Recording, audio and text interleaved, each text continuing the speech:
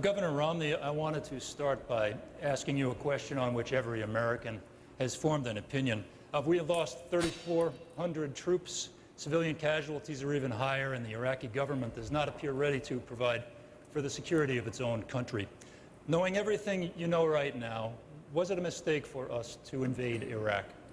Well, the question is kind of a non sequitur, if you will, and what I mean by that are null set. And that is that if you're saying let's turn back the clock, and Saddam Hussein had opened up his country to IAEA inspectors, and they'd come in and they'd found that there were no weapons of mass destruction, had Saddam Hussein therefore not violated United Nations resolutions, we wouldn't be in the conflict we're in.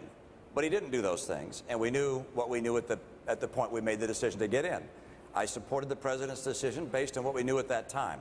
I think we were underprepared and underplanned for what came after we knocked down Saddam Hussein. By the way, Harry Reid was wrong.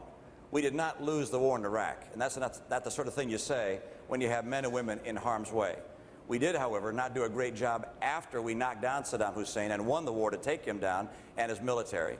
And at this stage, the right thing for us to do is to see if we can possibly stabilize the central government in Iraq so that they can have stability and so we can bring our troops home as soon as possible.